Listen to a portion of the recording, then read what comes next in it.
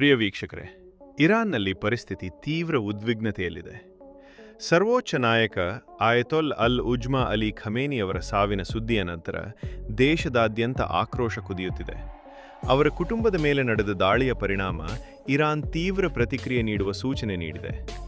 Iran ಸರ್ಕಾರದ ಸಂದೇಶದ ಪ್ರಕಾರ ಈ ದಾಳಿಗೆ ಅಮೆರಿಕ ಹಾಗೂ ಇಸ್ರೇಲ್ ಹೊಣೆಗಾರರು ಎಂದು ಆರೋಪಿಸಲಾಗಿದೆ.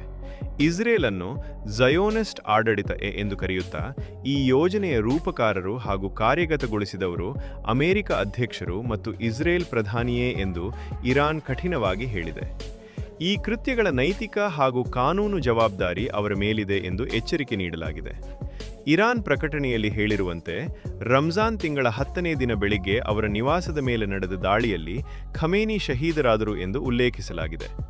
ಅವರು ಇಸ್ಲಾಮಿಕ್ ಉಮ್ಮಹದ ಮಹಾನ್ ನಾಯಕರು ಹಾಗೂ ಅವರ ಆತ್ಮಕ್ಕೆ ಶಾಂತಿ ಸಿಗಲಿ ಎಂದು ದೇಶವಾಸಿಗಳು ಶ್ರದ್ಧಾಂಜಲಿ ಸಲ್ಲಿಸುತ್ತಿದ್ದಾರೆ. ಈ ಬೆಳವಣಿಗೆ ಮಧ್ಯಪ್ರಾಚ್ಯದ ರಾಜಕೀಯ ಸ್ಥಿತಿಗತಿಗಳ ಮೇಲೆ ಗಂಭೀರ ಪರಿಣಾಮ ಬೀರುವ ಸಾಧ್ಯತೆ ಇದೆ. ಜಾಗತಿಕ ಮಟ್ಟದಲ್ಲಿಯೂ ಆತಂಕ ಹೆಚ್ಚಾಗಿದೆ. ಇದೀಗ ಪ್ರಶ್ನೆ ಒಂದೇ: ಈ ಉದ್ವಿಗ್ನತೆ ಮತ್ತಷ್ಟು ಯುದ್ಧದ ದಾರಿಗೆ ತಿರುಗುತ್ತದೆಯೇ, ಅಥವಾ ರಾಜತಾಂತ್ರಿಕ ಪ್ರಯತ್ನಗಳು ಪರಿಸ್ಥಿತಿಯನ್ನು ಶಮನಗೊಳಿಸುತ್ತವೆಯೇ? ಕಾಮೆಂಟ್ ಮಾಡಿ ತಿಳಿಸಿ.